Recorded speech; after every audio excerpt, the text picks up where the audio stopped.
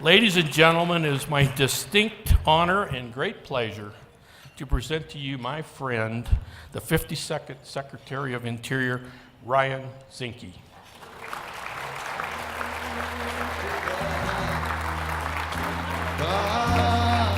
Oh, too late. No, sit down. No, sit down. So, veterans in the audience, if you would please stand. Let's give a round to our veterans.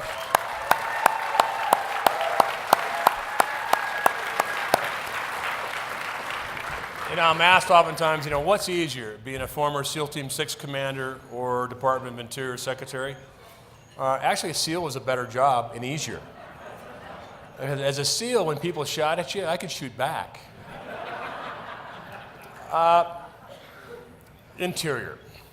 I'm honored to be in the President's cabinet, but I can tell you with this President, you never sit. But Interior is 12 time zones. We stretch from the Virgin Islands all the way to Palau, about a fifth. You know what I love about debate? Is that this is the nice thing about America. We can have all debate, but it's never nice to be rude.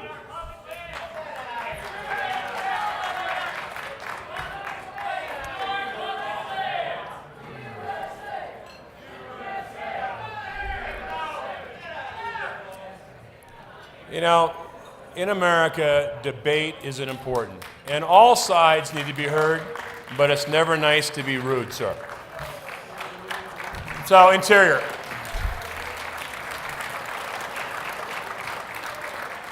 Interior, about 20% of the territory falls in Interior. We also have the responsibility of educating 48,000 Indian kids. We represent and are the champion of 573 Indian tribes.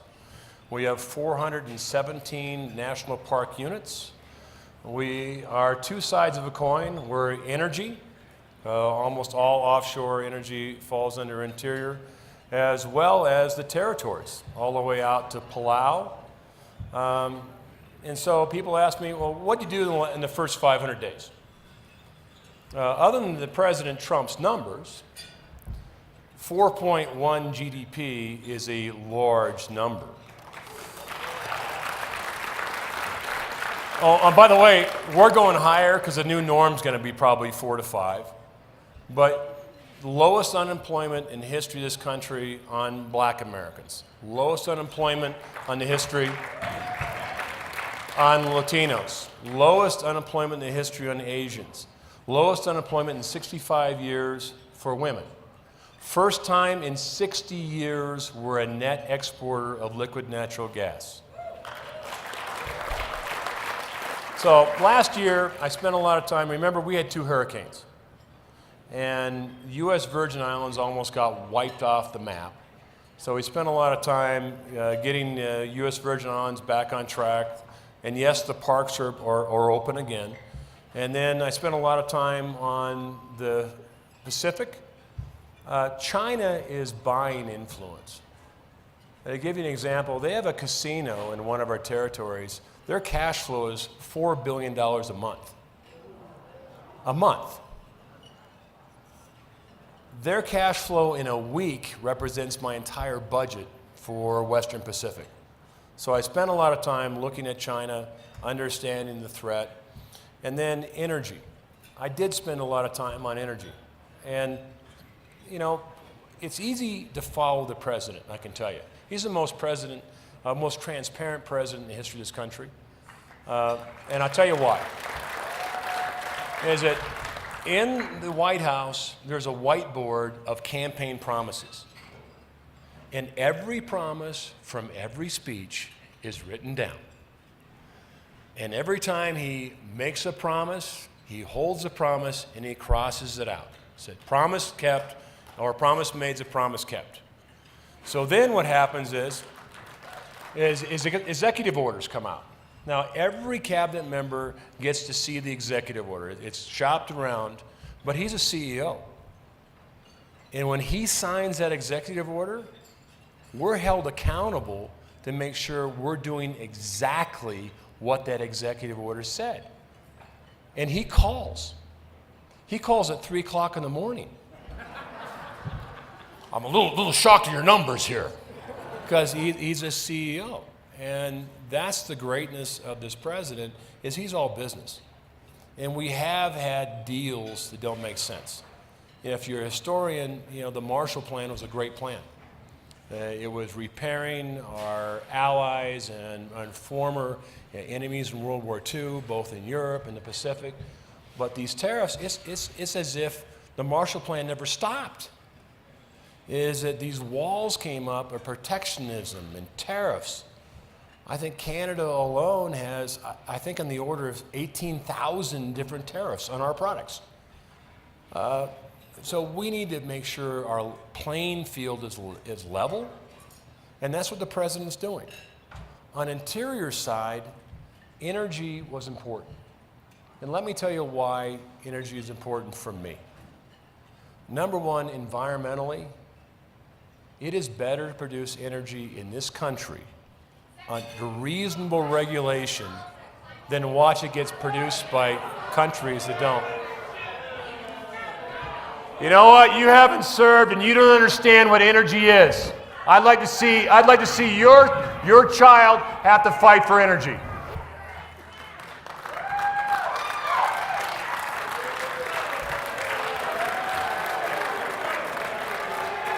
So energy.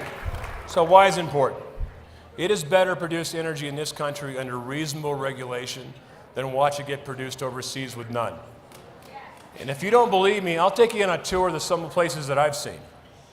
If you want to look at energy, how not to produce it in a sound, environmentally conscious way, I'll take you on a tour of the Middle East and Africa. They don't have the same regulation we do. So secondly is economic. Is that if we're going to forward strong environmental laws, if we're going to have an economy that Americans can actually go forward and afford to have a house, send their kids to school, we need a vibrant economy. And you look at costs, right? If you're going to manufacture in this country, is that there's variables. One is technology, which we do better than anybody. Secondly is material costs. And the cost of steel is about the same in South Korea as it is in Pittsburgh. And then there's labor. We can't afford, nor do we want to afford, or we pay our workers the same pay as China can. China can get away with $3 an hour. It takes, the average wage in America is $27 an hour, and they're worth it. Our difference is technology, innovation, and energy. Is that when our energy costs are significantly lower, we have reliable, abundant, affordable energy, we're competitive. And not only are we competitive today, we're the most competitive country on the face of this planet.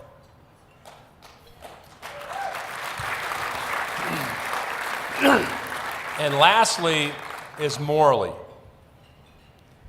I spent 23 years as a Navy SEAL. And I can tell you what, I don't want your kids and grandkids ever to see what I've seen. Ever. I would rather not have to deploy our troops overseas to fight for an energy and a resource we have here. I never want to be held hostage as a nation by a foreign entity. We can do it right. But environmentally, economically, and morally, it is exactly correct for our energy to be U.S. made, U.S. produced, and U.S. exported.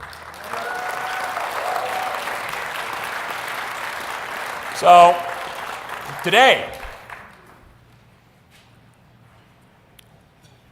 we are producing in this country 11 million barrels a day. Now, I want to tell you what that means. Is that we passed Saudi Arabia last quarter. In the third or fourth quarter, we will pass Russia. United States will be the largest oil and gas producer on the planet. But we're not just about oil and gas, because I'm all the above. We've also, in the process of the largest offshore lease of wind on the East Coast. We're doing solar, we're doing geothermal. I'm agnostic about where we get the energy. I just want our energy being made in the United States. So we've done a pivot. So energy's fine. First time in 60 years, we're exporting liquid natural gas. We're doing great. No one ever thought we'd be at the numbers we're at. We can probably go to 14 million barrels a day. Natural gas, enormous opportunity, cleaner, great fuel. So the grand pivot is now it's time to look at infrastructure.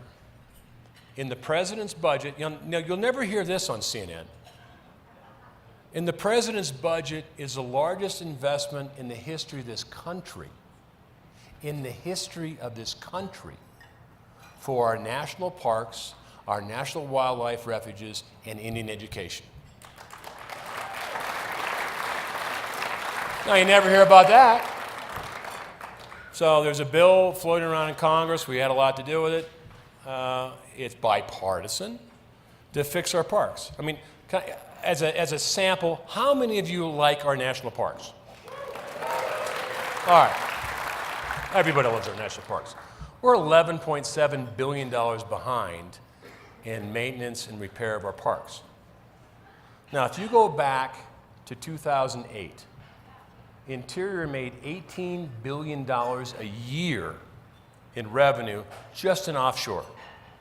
18 billion. When I took office, that number had dwindled down to 2.6 billion. Now, some of you are business people. Can you imagine going to your board and saying, we dropped $15 billion a year in revenue?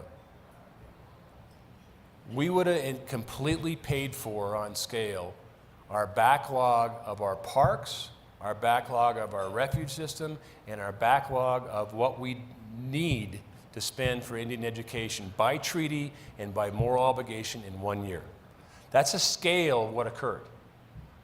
So when the president came in, energy dominance. He said, look at our regulatory scheme. He said, take out 2 for every regulation we put in.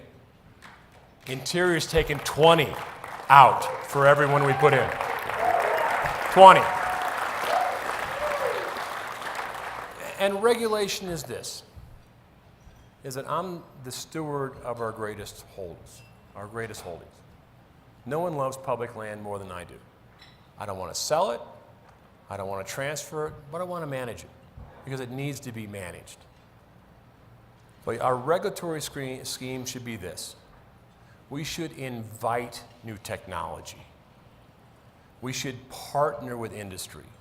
We should use best science. We should use best practices. In order to have a regulatory environment that's not adversarial, we need to work with our industry partners because the objective in mutual goal has to be to improve reliability, to improve safety, and to improve environmental stewardship. That's what regulation should do.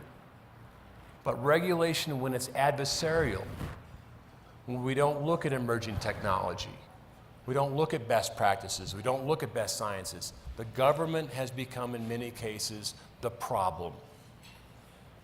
And you look at the economy of what we've done.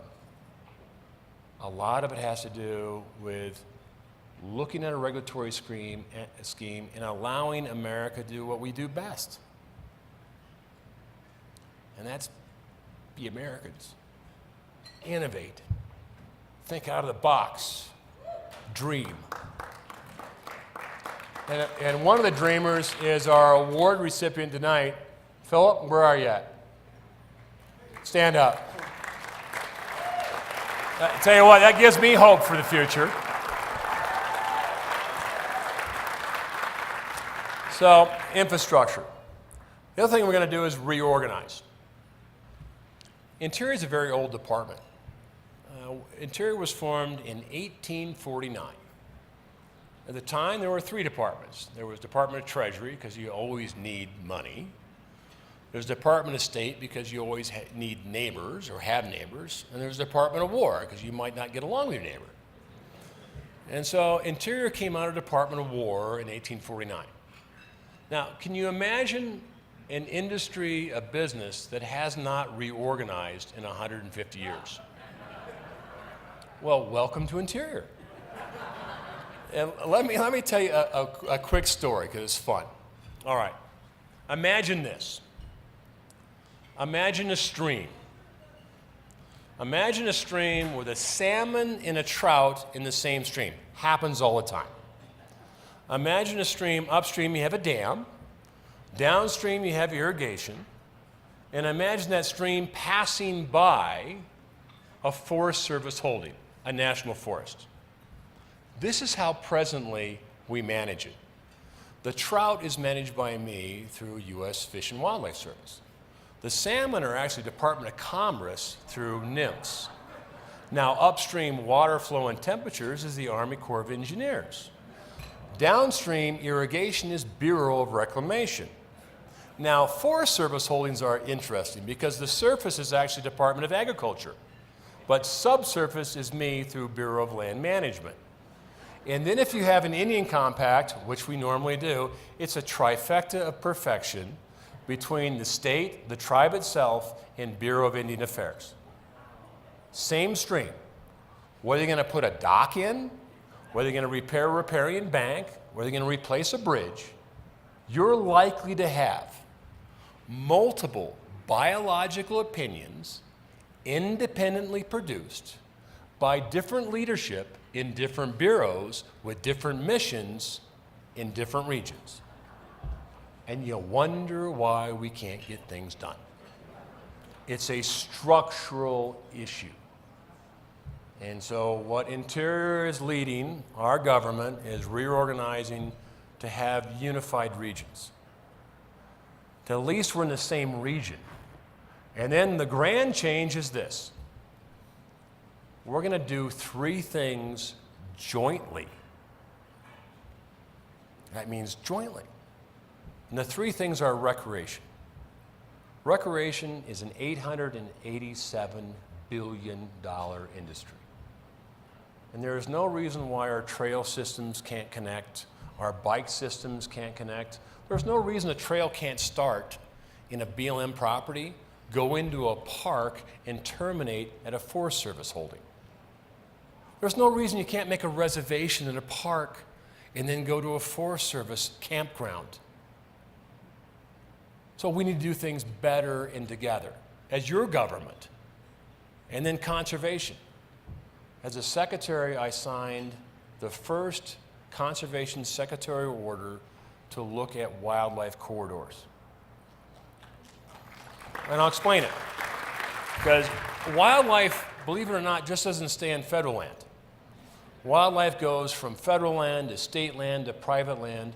And I was out outside of Salt Lake City, and I was wrestling a mule deer, or looking for chronic waste disease, and in a neighborhood that didn't exist 2 years ago. And that neighborhood happened to be in a critical wildlife corridor for muleys. So we need, as a country, to look at system management. And this is not carpet bombing private landowners. Private land rights should mean something.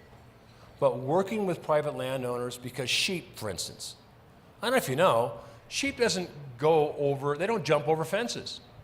They'll go 60 miles around the fence. Now, a bear will go right through it.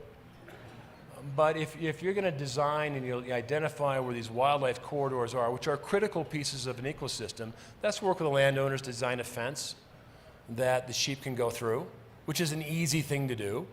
Let's make sure the state identifies those things, and let's put a conservation plan in to protect those critical components of our environment that we should. I want my son, I want your grandchildren to have the same experience I did growing up. I grew up in the foothills of Glacier Park. I hate to see it get burned up every year, but our children should have the same opportunity to go out and enjoy the outdoors, to make sure we have a healthy environment, healthy forests. And lastly is permitting. It's inexcusable that no one's in charge of a permit. And some of you tried to get a permit. And shopping agency and bureau after bureau after bureau, you know what? We can do better. If it's a bad project, let's say it's a bad project. But don't lead industry on year after year after year investing millions of dollars on something that's never going to come to fruition. If it's a bad project, call it bad early. If it's a good project, then let's make sure we get it done, because present value of money means something. I know it's strange. I'm talking like someone who works for a CEO and a business guy. And believe me, he's a business guy. But if we do this together, our nation will grow, our children will have the same experience, and our nation's treasures will be protected not only for this generation, but the generations to come. Teddy Roosevelt, who I'm a great admirer of, you know, it was about 100 years ago that he took this country on a journey of public lands. It was not popular in every corner. But he had the courage to look at the next century and go, this is what America should be. We have to have the same courage today to ask ourselves, what's the next century going to be? We have 330 million visitors through our park system, 500 million visitors through interior lands. We know that we're going to have more visitors next year, and it's time to take a stand on what America's values are on our outdoor experience. And this is not a Republican or Democrat issue. This is an American issue. And quite frankly, being a Navy SEAL, I never asked the man or woman next to me whether they're Republican or Democrat. I don't care.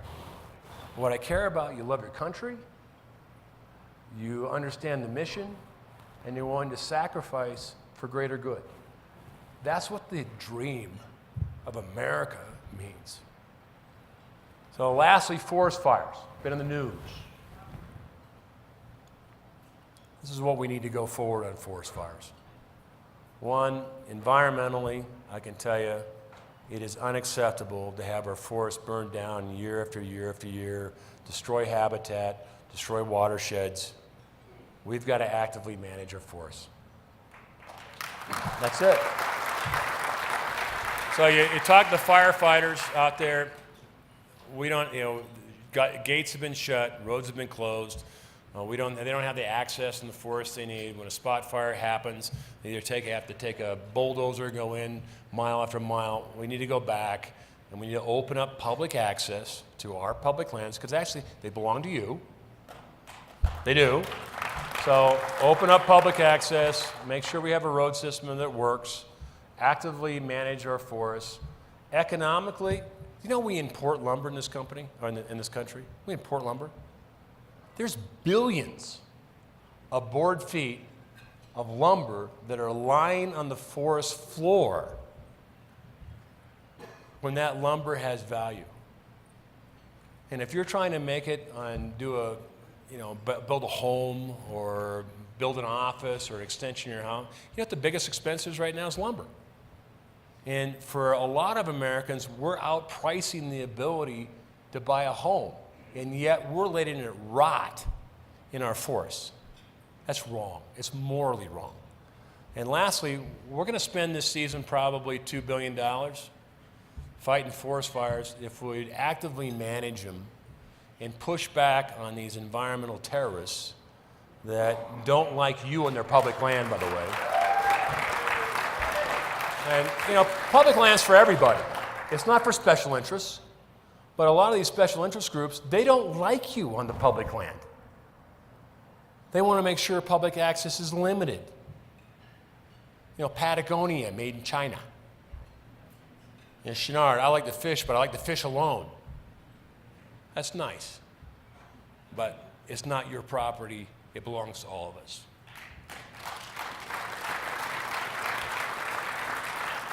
So, thank you for being here. It's fixable. Tomorrow I'm off. We'll go look at Reading. We're going to talk to communities. We're going to figure this out. I'm going to visit with Sonny Perdue. The Ag Secretary is going to be with me. We get along well. The entire cabinet gets along well. I think someone had mentioned, if I tell a story about what it's like to be in the Trump cabinet, the first cabinet meeting, and I'm there, and I'm next to General Mattis, who I fought with in Fallujah, by the way. So I've known Mattis a long time. I've known Kelly and these guys. I'm sitting there and I'm going, okay, I know you guys. I'm just not sure why I'm here. But what happens is the press will come in, and the president will say his little piece, and he doesn't use notes. I learned that from him. I don't use notes either. A quick story about the president is Mike Pence and the president, I'm with them a lot when they do speeches. And they finally got the president to look at teleprompters. Finally. Because he would come in with a card and he'd go, this is what I want to say, and then he wouldn't look at the card. Says, all right, Mr. President, you got to look at the teleprompter. So, okay. So they finally free. But Vice President always goes first. And the Vice President through a teleprompter he's like the Rock of Gibraltar. It goes down, steady, it stops when he has an applause line, and then goes down again. It's the steadiest thing ever, right? And then you get to the president. And the president has this teleprompter guru that he's had since the campaign. He's got long hair, he's got earbuds, he's kind of like a backup band guy, right? And he's back there, he's on the computer, and the president will go 2 sentences, and he's off, right? And you'll see the teleprompter drop like 15 paragraphs, and this guy's just like playing it. I've seen this before. He goes up and down, but that's the president. And then he reads it, and he goes, "Who wrote that? That's wrong." Right in the middle of the speech. But we're around the table, and the press will come in, and they'll give him a hard time because that's what the press does in D.C. And then he leaves, and then it's all energy. The president, he doesn't sleep a lot, but he follows the numbers. And you got to deliver, because ultimately we work for you. We don't work for anyone else but the people. And the president absolutely believes that, is the government should work for the people and not the other way around.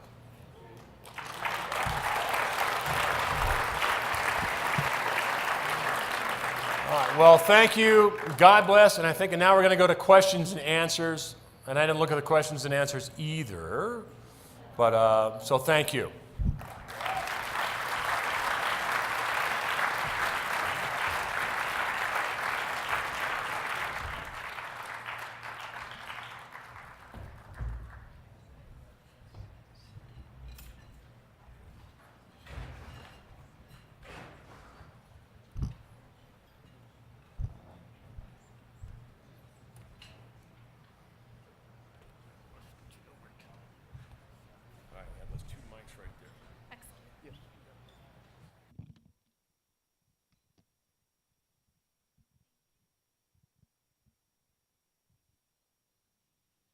Well, thanks for,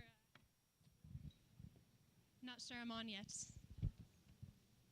1, 2, 3, 4. All right. Hello? Hello? Oh, fantastic. All right. Well, I wanted to remind you in the audience, this is a discourse. Oops. I thought that was another protester. I'd like you guys to participate. I'm a seal, I break things.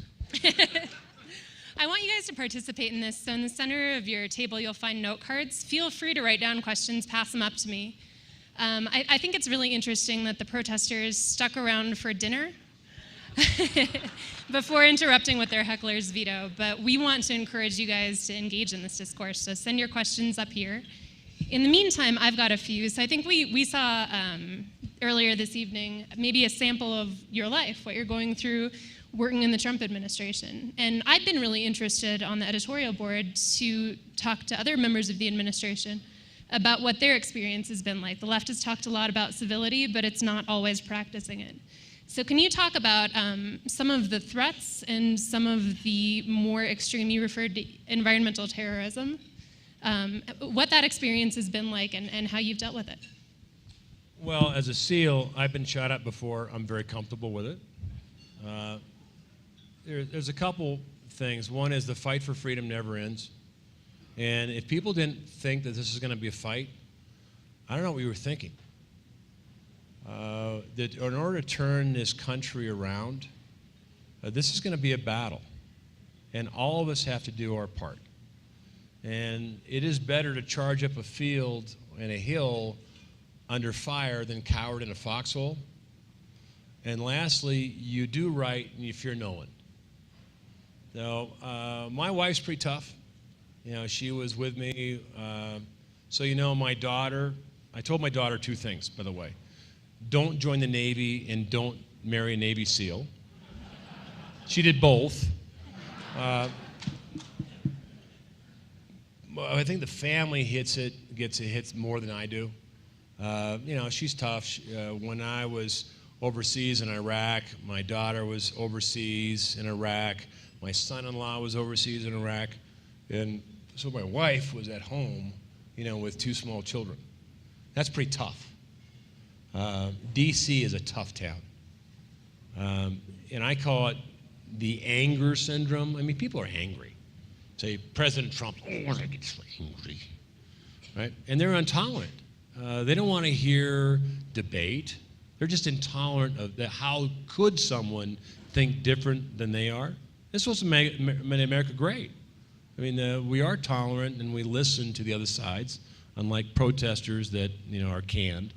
And lastly, they're just uninformed. They don't want to be informed. They don't want to do the research. They go to the same little trough of Kool-Aid every day, and they don't want to expand their paradigm and look at the actual facts. Now, that's the board. We're winning.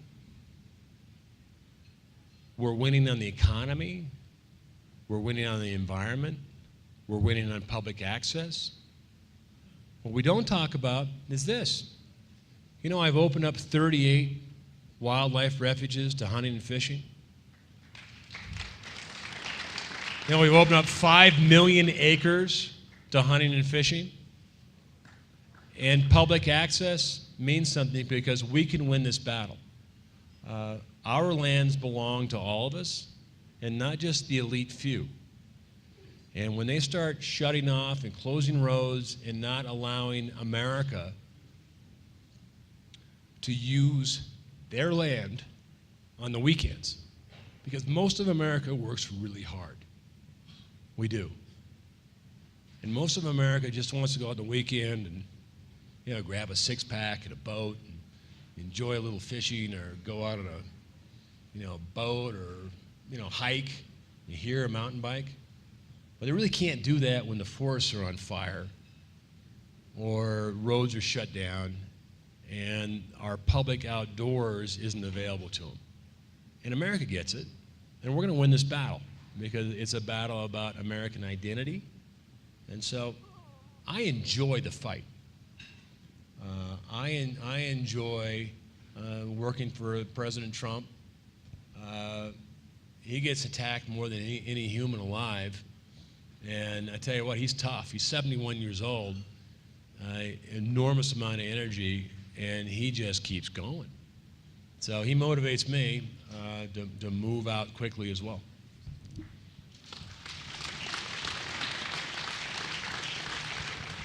So some of those attacks that you've been under, I know Patagonia, you mentioned, talking about the president. We never say Patagonia unless we say made in China. Patagonia. If Patagonia really wanted to be environmentally conscious, you know what they'd do? They would not manufacture in a country that doesn't have environmental regulations, nor would they pay child labor. Come on back to the U.S. We can manufacture here.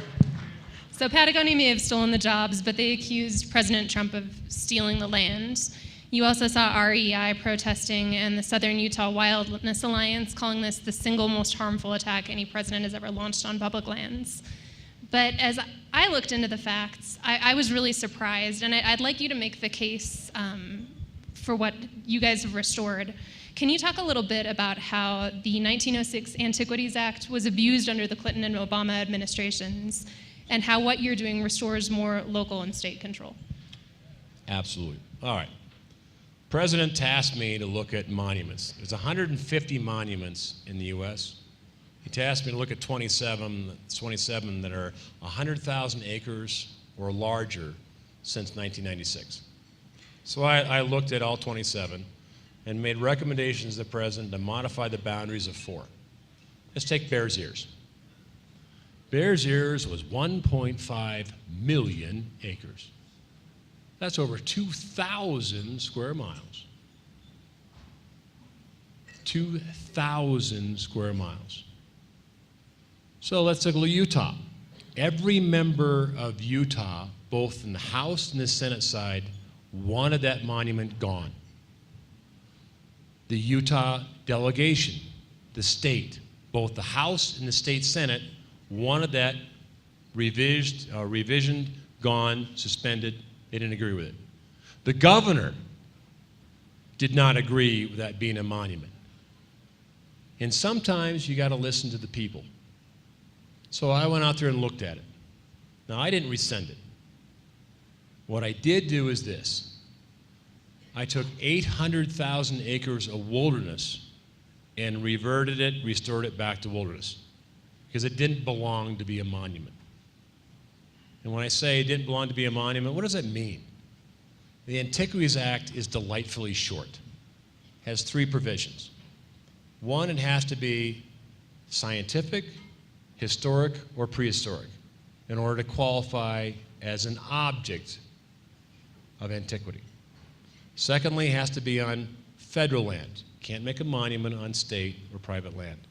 And third, the smallest area compatible with protection of that object. Those are the 3 provisions. So what were some of the objects? I'll give you a classic. A World War II bombing crater that you could not see unless you looked at Google Earth. Now, in a straight face, they came up to me with a picture of it. They said, look, it looks like a battleship. I looked at it. It looked like Jesus to me. But it's not an object. And quite frank, as a former SEAL, if it was a World War II bombing range, it should be swept, because there's probably unexploded ordnance. So that's not an object. Nor are stars, biodiversity, and these other things that was an abuse of power. No president has the authority to arbitrarily designate a monument and take our land and put it in a category where you remove public access, traditional use, and grazing. So what I did is I put 800,000 acres back as wilderness, almost an entirety of a national forest back to a national forest so you could harvest trees. And the revised boundaries, now CNN will never say this, the revised boundaries are larger than Zion and Bryce Canyon combined. So what's the problem? The problem is control. These groups want to control our land, and it's not right. So the president was absolutely right of reviewing them. The president also is putting in place the formation of monuments.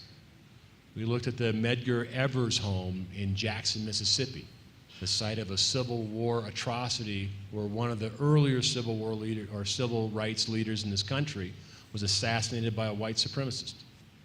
So the president wants to make that a monument because it's important. We looked at the monument of a camp in Kentucky where black Americans went in and enlisted into the Union Army to fight for their freedom. Now that's a monument, but it's not 2,000 acres. It's appropriate to the law. So on that. There you have it. Great. And I think one of the points of confusion about that, the lands at Bears Ears and Grand Staircase Escalante, they're remaining public lands, correct? So can you tell me a little bit more about... There's not 1 square inch that was removed from federal protection. Not 1 square inch. If it's federal land, it's federal land before, it's federal land afterwards. But when you designate a monument, you manage it as a monument. So you manage it as protection of an object. If there's no object, then you should not manage that as an object. For instance, the national forest, the inability to cut trees results in what? Fire.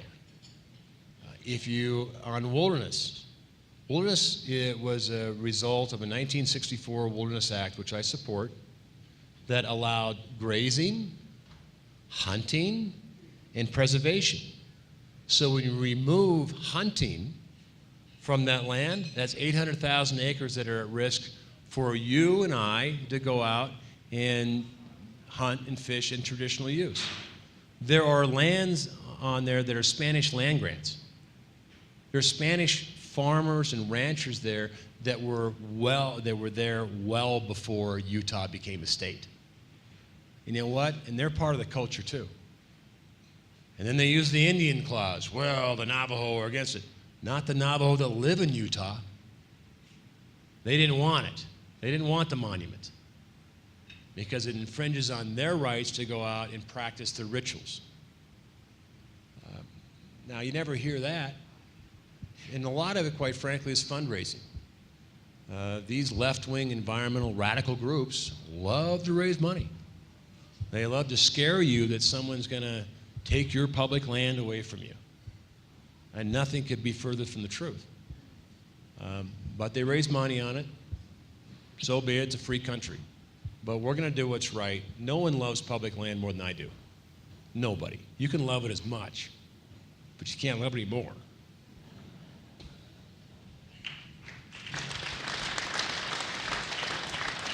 So I'd like to pivot a little bit to the Endangered Species Act. I'm from Wyoming. We fought real hard over the gray wolf, 5 lawsuits, 15 years. And I think it's so interesting that the goal of the Endangered Species Act is species recovery, but only about 2% of the animals put on the list ever get delisted.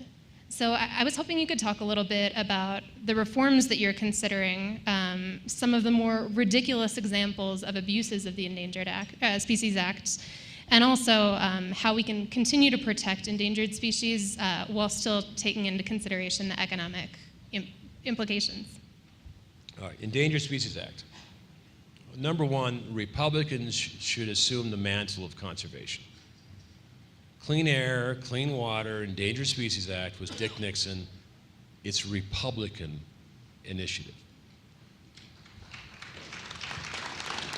But this is what's happened over a period of time, the Endangered Species Act. How many are from California?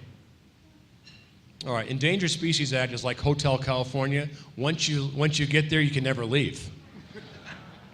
Even though a species has recovered, there's really no off-ramp. And there are a number of species that have recovered. We should celebrate that the Endangered Species Act did exactly what it was intended to do, to identify species in trouble, threatened, and then watch its recovery, work with the state plan, make sure that the species is recovered, and then take them off the list so I then can take resources and look at other species that are in trouble. But there's really no off-ramp in many cases of trying to remove a species that has recovered. Some of its definitions, when you have a definition of habitat, that's not only where a species lives today or has lived, but how about could live? You know, grizzly bears would do really well in Washington, D.C. for a while.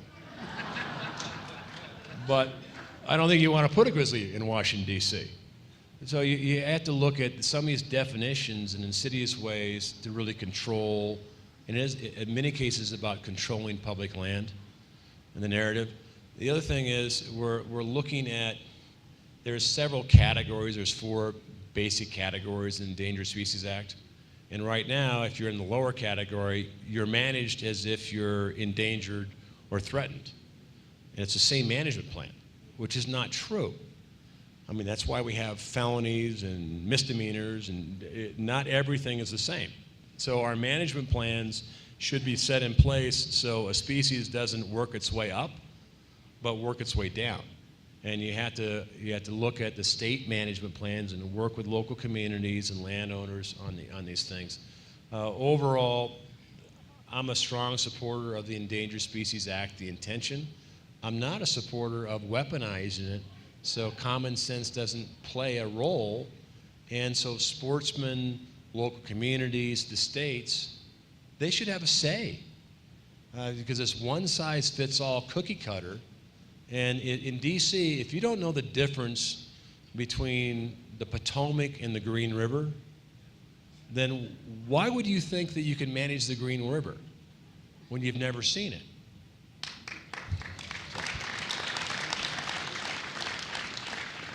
So I want to shift to another thing that you've taken a lot of heat for, the expansion of offshore drilling. I know that you proposed opening up more than 90% of America's outer continental shelf for potential energy exploration.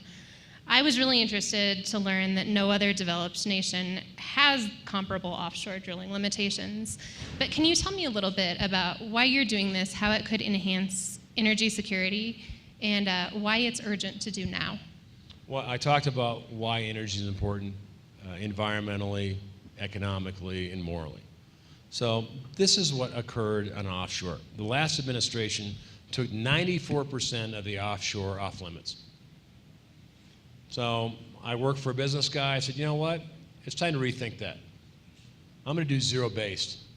I'm going to put everything on, and then we're going to have a discussion, and then we're going to take things off as public comment and have a fresh set of eyes on it. Offshore energy is interesting. You need really three things. One is you actually need resources offshore. A lot of the areas offshore do not have resources. If you're Oregon and Washington, there is no oil and gas offshore. So you shouldn't really get worried about it because you got nothing. Secondly, you have to have infrastructure. We went forward and had the largest lease in the history of this country on offshore oil and gas lease in the western and middle Gulf. Largest offshore lease. And I said this is going to be a bellwether to look at the direction of energy in this country. About 2% of that lease was bid on. And who bid on it? It was more or less larger companies consolidating their assets near infrastructure. Offshore oil and gas is riskier. It's more expensive, and it is riskier because if you have a spill or a leak, it's coming to shore. BP, I think, is around $100 billion of what they've paid so far. So on offshore, we're watching a transformation where most of the investment right now is coming onshore with fracking and horizontal drilling. And most of it's going into the Permian, the Woolford, New Mexico, some in Colorado, some in the Bakken. But we're looking at where the energy price point of onshore is more competitive, it's safer, and it's more controlled. So that tends to be where the market is going. Offshore remains an enormous opportunity for gas, because when you have a gas spill, you have little bubbles. You don't have seas. So we're still looking at it. Bottom line is, as your steward of your natural resources, I think we need better data. So I want to get out there and do seismic and see what our inventories are so we can make better decisions.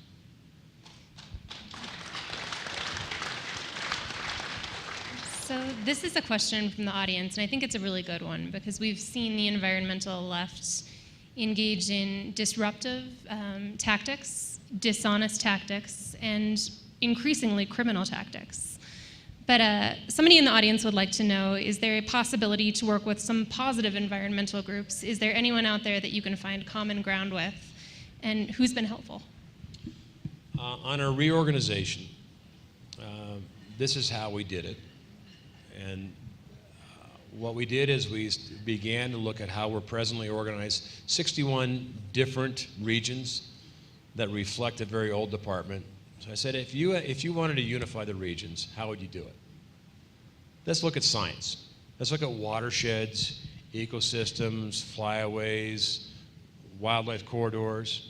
So I brought in the USGS, U.S. Geological Survey, and they did a map, and then I talked to the governors, then I talked to the people on the Hill, then I talked to our senior executive service, our careers, and then I brought in a council of conservationists, co-chaired by Simon Roosevelt. You may have heard of his grandfather. And we had Ducks Unlimited, Audubon, and we sat down. And oh, by the way, Ken Salazar agrees with the reorganization. So this is not something that it comes from the right or left. This comes from looking at how to better manage your resources, longest term. So there are a lot of groups, sportsmen especially, that when you buy a box of ammunition or a fish hook, a lot of that money goes to, or a percentage of it goes to Pittman Robertson and comes back and funds conservation. They're the largest funder of conservation in this country, about $1.2 billion a year. So those organizations that have a stake in making sure that we conserve our lands, we have public access, clean water, those are the organizations that I think are American-bred, American-born, that understand the American conservation ethic, which is best science, best practices, greatest good, longest term. That's what Roosevelt stood for. He didn't stand for lock it up, look at it, but don't use it. So there's a lot of organizations, Ducks Unlimited, and you look at the round table, and quite frankly, about a third of the round table was probably very similar to the demonstrators. About a third of the round table love the president, probably have Donald Trump tattoos, and some of them have socks. I had an investigation because I wore a sock with the president's face on it, but it's a different story. And then a third are just regular groups. There's a lot of good groups out there that really care about our land. Great. Well, I know you've spoken quite a bit about forest fire management, but I've gotten quite a few questions that are Colorado specific about forest fire management, particularly about Pikes Peak, and about concerns that people have that this state's going to suffer from that. So can you tell me a little bit more specifically within this state about what you guys are doing? On our parks land that is in the interior, I signed a secretarial order that called for the aggressive, active management of our holdings. So if you go to Rocky Mountain Park, you'll actually see that they are removing dead and dying trees and stacking them as we speak for shoulder burns. Yeah, I know. For shoulder season burns. So addressing, and you look out, today, if you looked at our forest, there's a lot of dead and dying trees. It's a tinderbox, so some of the trees are past their ability to be harvested in any economic value. What we need to do, in my opinion, is go back to the Pinchot model for those historians and graze, have smaller little mom and pop mills that are guaranteed a throughput based on sustainable yield, so they don't have to weather whether they're going to get a certain amount of board feet or not. Other countries do this, but if you guarantee them a board footage a year, they will begin to restore the health of the forest, and then we need to replant a diversity of species. A lot of this land has been has had timber on it before, it's been cut, but the replant has been single species. And you look at when beetle kill comes through, it has attacked, a very, very narrow group of species. So planting a full spread of species helps the long-term viability and health of the forest. And then you got to thin it to make sure that the trees grow larger, and then occasionally do prescribed burns. It's not new, it's just forestry. But some of these groups just don't allow us to do that. I think I got sued 6 times the first day I was in office. But I'm not going to change my policy on the basis of a lawsuit. I'm going to do what's right. And this is why it's a little bit of a fight. We'll get through it. The president has appointed more judges in his first 600 days in office than any president, I think, in the first term, which is important because they got these bad judges that are part of the problem. They legislate from the bench. Great. Well, I'll close on this question from the audience. I think it's a particularly good and charming one. It appears to be from a student, and the question is, what's the best way as a teenager to get involved in politics and to be heard? Don't get involved in politics. Don't marry a Navy SEAL and don't join the Navy. We had this conversation. Look at the audience. Many of you are successful. You're retired. You have some time, and thank you for, you have choices in life, and thank you for spending your time here. But the charge is the next generation of leadership. The charge is to invest some of our time to make sure the next generation is fully prepared for what they're going to face. The issues haven't gotten any easier, but identifying people, and they might not be from families of wealth. Wealth is not as important as character. So identify the young people with exceptional character and mentor them, because you're in a position to do that. And you are enormously influential. And you can be. And all of our charge is for the next generation to make sure that we prepare them to make sure they understand that socialism is not the right path. That Americanism is, and exceptionalism is about being an American. Great. Thank you so much. All right. Thank you. Have a great night.